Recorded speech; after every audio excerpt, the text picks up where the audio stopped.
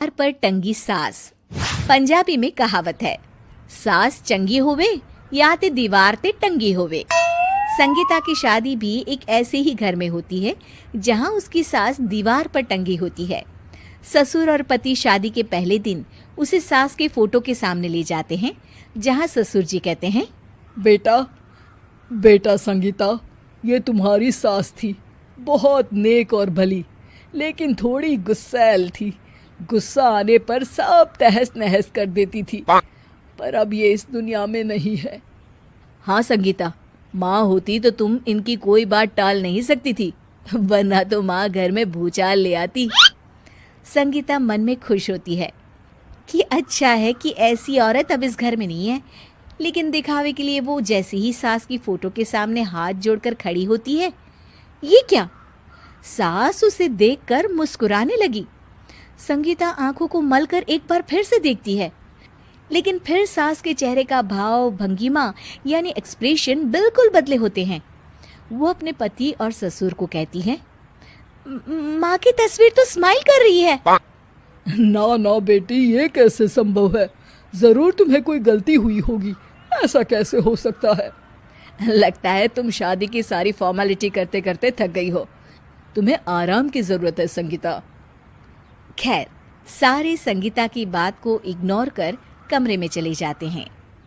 वैसे सास की फोटो पर एक्सप्रेशन एक के बाद एक बदलते ही रहते हैं।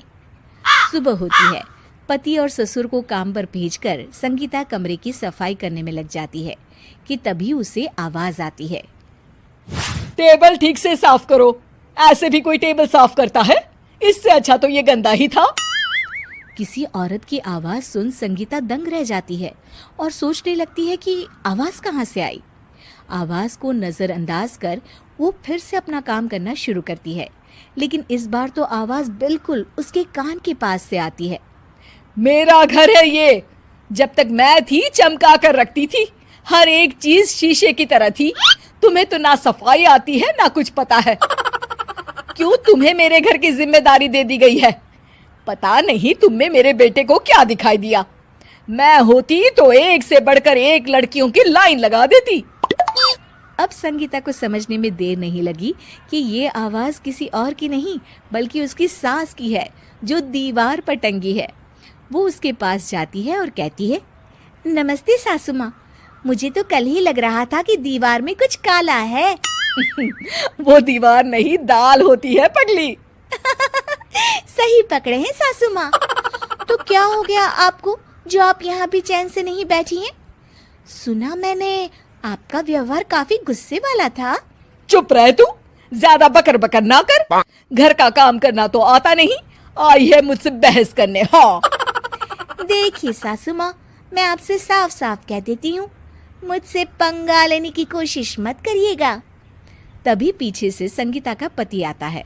अरे संगीता, किससे बात कर रही हो? कौन है वहाँ? संगीता की सास की फोटो फिर से पहले जैसी हो जाती है। आपकी माँ से कह रही थी कि मुझे काम करना आता। अरे संगीता, माना सास के ताने हर बहू को अच्छे लगते हैं, लेकिन यहाँ तो माँ है ही नहीं। तुम तो फोटो से ही तुम भी लाजवाब हो संगीता। किसी को विश्वास नहीं होता कि संगीता अपनी मरी हुई सास की फोटो से बात करती है। वहीं आए दिन संगीता की सास संगीता को किसी न किसी बात पर आते जाते ताने देती। संगीता को भी अब सास के तानों और उनसे बात करने की आदत हो गई। वो कभी खानदान की कहानी तो कभी तीज त्योहार कैसे मनाए या किसी व्यंजन की रेसिपी सास से ही पूछती। सारा दिन घर में अकेली संगीता की सास अब उसके लिए तानों के साथ पक्की साथी की तरह भी रहने लगी थी, जो किसी और को नहीं बल्कि संगीता को ही सुनाई देती। तो देखा आपने, सास बहू का रिश्ता हर रिश्ते से ऊपर होता है, फिर चाहे वो खट्टा हो या